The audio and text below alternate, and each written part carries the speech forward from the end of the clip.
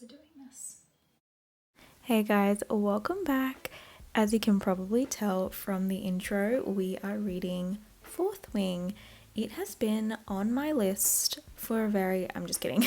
I actually had no plans on reading Fourth Wing, which is weird because when I read about what it's about Dragon Riders, I was really surprised I didn't have this at the top of my list. It's right up my alley. So I thought it would be fun to do a whole reading vlog dedicated to reading this book and seeing if it's worth all of the hype that it got. I remember when Onyx Storm was coming out, people who I didn't even know were into fantasy were were looking forward to Onyx Storm. So yeah, this book has gotten so much hype and I'm very excited to see what it's about. From my collection, I don't think I own any fantasy books about Dragon Riders, and one of my favorite series, like movie series, TV show series, is How to Train Your Dragon. And I know it's a cartoon, but let's be real, you can enjoy it as an adult. So anyways, enough rambling. I hope you enjoyed the vlog and we can find out together if it's worth all of that hype. Hey guys, it is Sunday today, so I thought I'd finally give a little update. I am 72 pages in out of I think 500. Yeah. And I thought I'd give like my first few thoughts. I am enjoying it. I do like the premise. We're in this like school for soldiers, we're training to be in the army. I guess my first impressions is it's giving me such strong Divergent vibes, especially the like opening scene. I'm not gonna get into any spoilers, maybe at the end when I like finish the book. But yeah, it's the situation our main character's in and some of the characters, it's literally exactly like that opening bit in Divergent. So it's not bad, it's just familiar, you know? But yeah, other than that, I'm enjoying it. Yesterday I was kind of struggling to get into it, but I feel like now I'm in the swing of things. I am really enjoying the lore and the characters, and you know, yeah, I get it. Like I'm into it. The one thing I am not a huge fan of is swearing. Like I don't care about swear words, like obviously I swear, but something about swearing in fantasy books, especially if they're meant to be in almost like a different time period, it's not my favorite thing. Like it kind of throws me out of like the era that we're meant to be in. But it's not too bad. It's not like ruining the book or anything. So it is fine.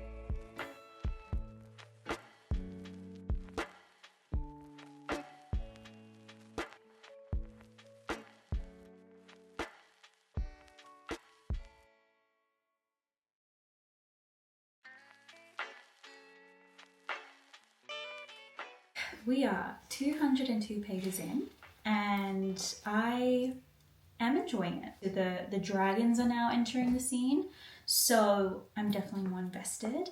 In terms of how the dragons are kind of in this book, it's done in a way that I think is believable. They have this like ominous, intimidating presence, but they also speak in English, so it does feel a little bit like funny at times because I almost feel like dragons in shows and movies and stuff, they're very like almost like this revered, like you want to stay away from them. They don't talk per se, so it is kind of, I don't know how, like I think I like it obviously for the purpose of the story because we need to kind of see and hear their thoughts. But it's funny because they do swear. So it just sort of is a little bit like, oh, it's like these regal, majestic, like huge, monstrous creatures are like have sarcasm and they're swearing and it's funny. But I hope that it doesn't get to a point where it breaks that illusion of their sort of like, of the atmosphere of it being a dragon, you know? But so far it's good. So far it's still been entertaining and it hasn't ruined anything yet. The only thing that I was like confused a little bit is, so hopefully this is not a spoiler, but they have to go through some challenges in this war college of theirs. And there's a lot of this, like, if they don't pass, they die. Like, literally, they'll fall to death. But there's one challenge called the Gauntlet, and they get to practice this. Basically, it's like an obstacle course, and they get to practice it before they have like a final go and where they're timed. If they either make it all the way through the course or they fall to their death. And I was just confused by this because I was like, if you practice it beforehand and you know you're not going to make it, can you just like leave or drop out? Why would you then choose to compete and then die? That part was a little bit unclear to me, unless they're just like, we want this so bad, we're still going to try and we don't care if we die. I don't know. That part was a little bit inconsistent for me, but I don't know if I've missed something or I've missed a part of the lore, but that part I was a bit like, And that also leads me on to the idea of like, throughout this whole process of being in this college and like graduating, there's a lot of stages where you can just die. Like you either make it or you die. But I feel like the threat, I don't know, that the fear of like dying I don't know why, but it doesn't feel believable. This is why I compare it to Divergent. In Divergent, it's like our biggest problem, because when you go through the trials to make it into that faction, like when Triss obviously switched to Dauntless, a big part of Dauntless is like people die, and also the people who are, I wonder what they're called, initiates. I forgot what they're called in Divergent, but before they become part of the faction, they're all trying to kill each other and turn on each other. And that fear, I feel like from what I remember, or at least from the movies, it's very real. It's their biggest problem. Whereas in this book, I feel like, yes, people are dying and there's disagreements and there are people actively wanting to kill other people, but it still doesn't feel like a real threat because we're just talking about other things. But I'm still enjoying it, and I'm enjoying the dragons, and I'm enjoying the friendships and the characters. So it's going pretty well. So yeah.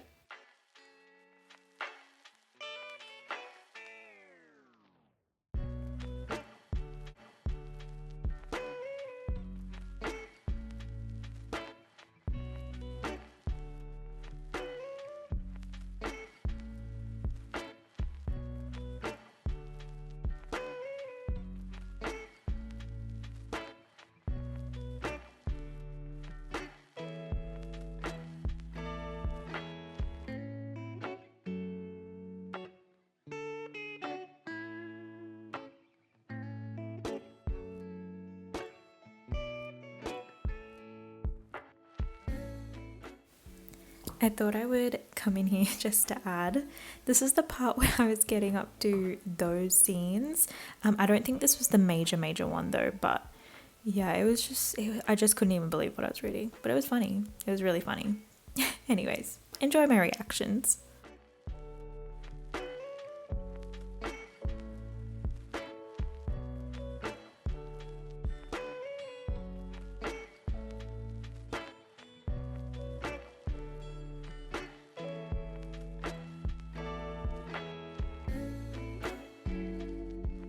I wanted to update you on where I'm up to. I'm sweltering, so I'm sorry if there's a Sula happening, but it's just really hot in the car and I didn't want to turn the aircon on because it would be loud and whatever. Anyways, no one cares. I am up to, I think I'm up to page 356, and it's obviously 500 pages, as I said before, and we're like over halfway now. I feel like the politics of the world is really coming through more. I feel like the level of like threat and danger is feeling more real. I think I said before, like, I just didn't feel like the stakes, I didn't believe in how high the stakes was. Like, I get that people are dying, but it didn't feel like I didn't feel the fear factor. But now I am feeling it.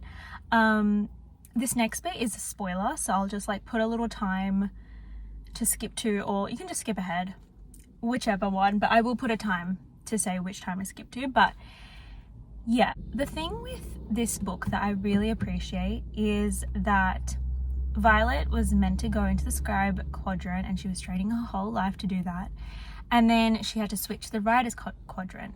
And I have to think that what I assume would happen is that, yeah, she'd struggle a bit, but she'd get through, because that's kind of the point of the book, is that she'd manage to get through. But I really like that in this book, she not only just struggles, she actually cannot get through. This is a spoiler. But yeah, she actually can't get through the challenges, and she kind of has to like find other ways. And I just really liked that detail. My camera is shaking. I really appreciated that detail because it's just so much more realistic. Like, she genuinely is not built to ride a dragon and like deal with all the physical challenges.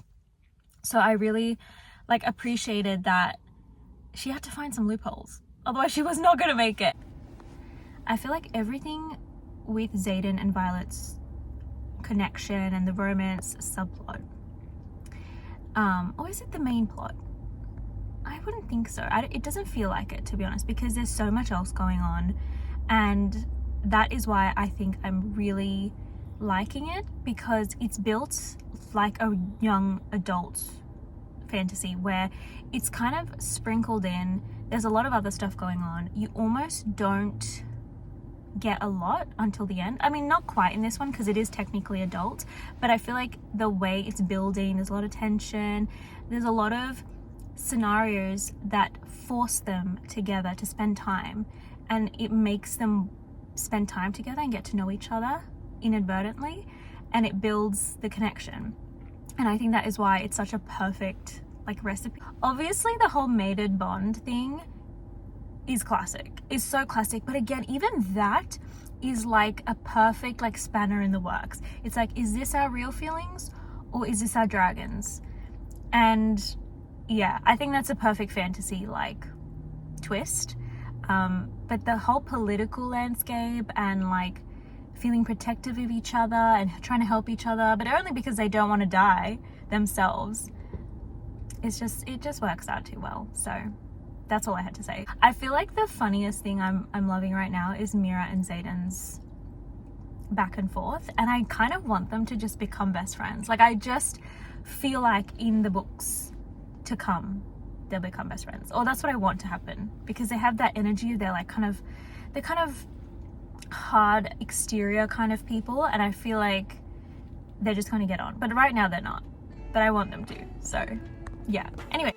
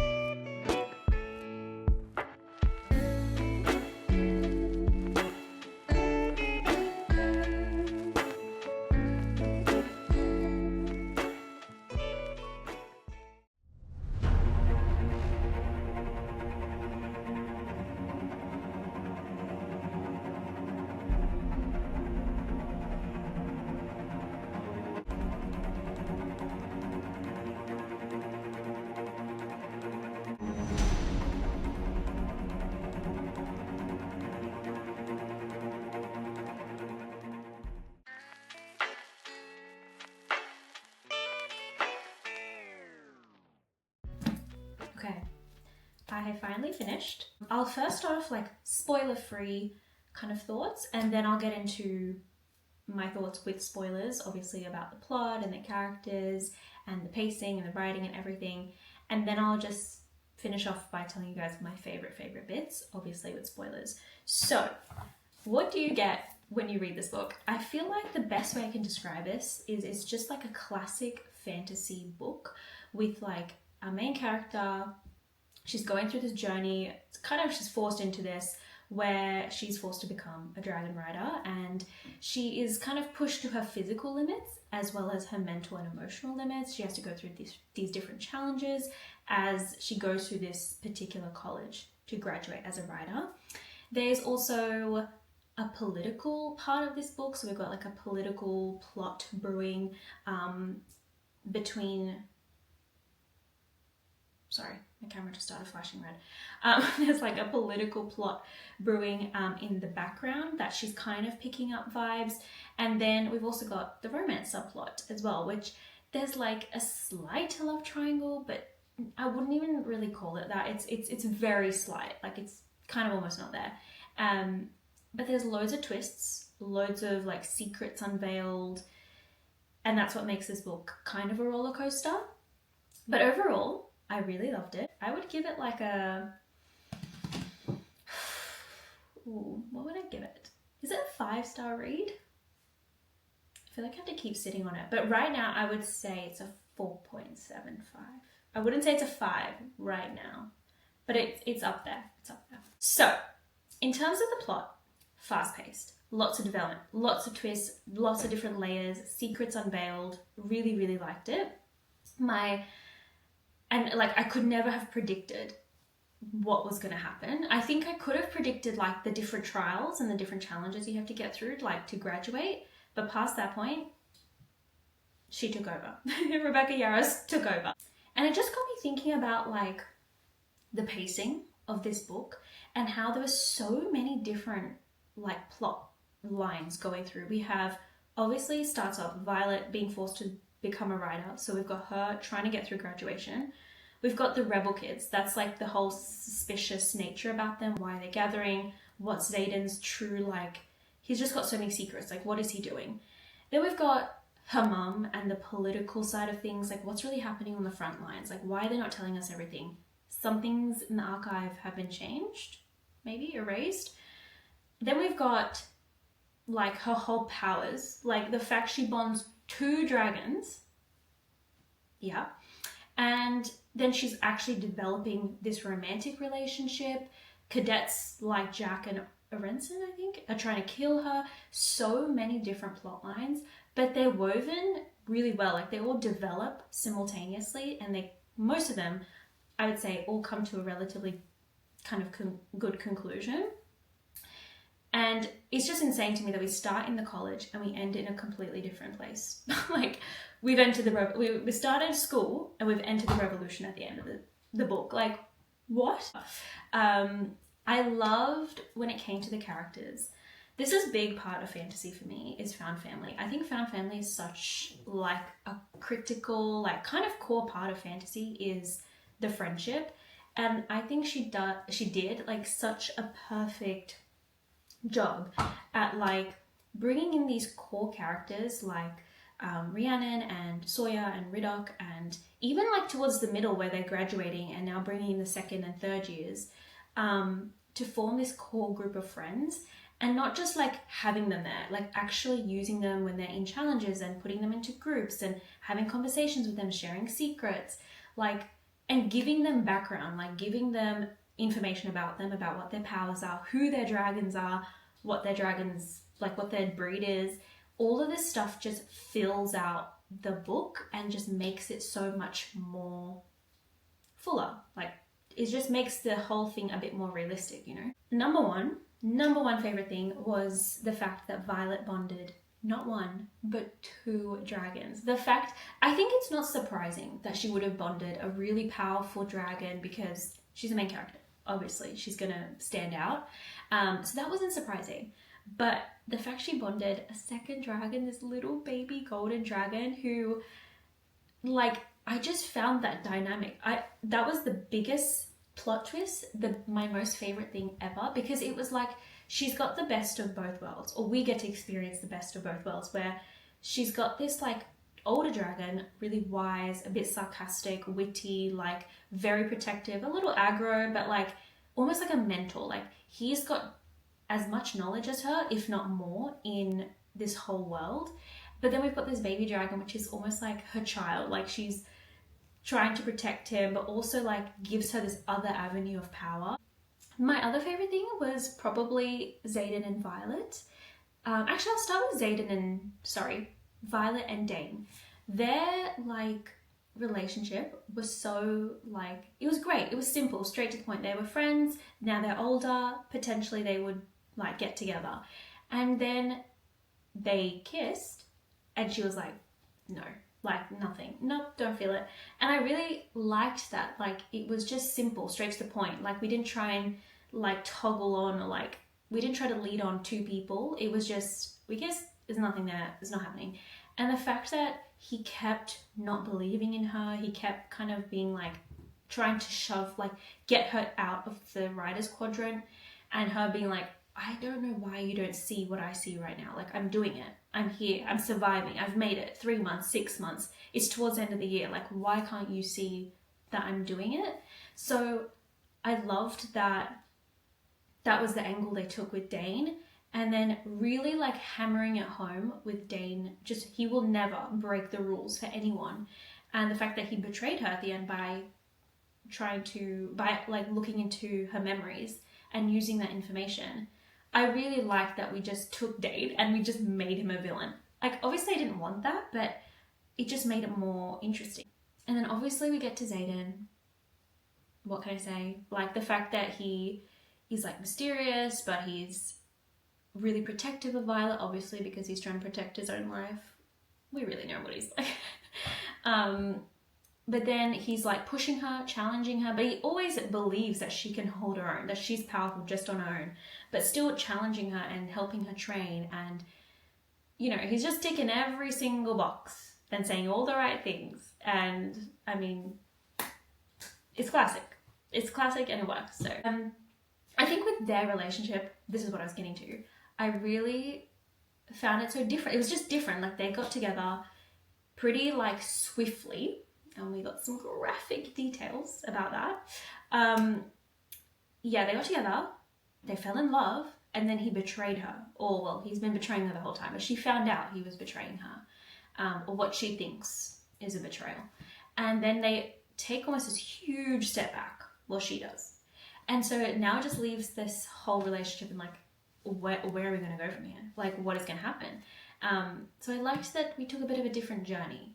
Well, for me anyway, because what I've always expected is stall, build tension, then they get together at the end. And this is like, we got together and now I don't trust you. So I don't know what's happening. And I was like, whoa. I really liked it. I really loved the dragons. I wonder if we will get more information about like the Griffin Flyers and their connection now that we've like breached into that world, and more information about the Venin and their powers. I found it so fascinating that we got a little bit of a hint that with the Venin, they have their own teachers, their own masters that teach them how to use their own magic. And now I'm wondering if we'll get more information about them. Like, will they become more a part of the plot, or what's going to happen? Is this book worth the hype? I do think it is. I think I had sort of medium expectations. Like, I thought it was just going to be a classic fantasy book about dragons. But I think that it definitely surprised me in like the found family, the different plot lines, the pacing, the writing, how everything came together. Like it definitely surprised me, and it wasn't cringe. Like it wasn't cringe to read. So for that, it's a tick, and I get it. I get the hype now. I hope you guys enjoyed, and I will see you guys in my next video.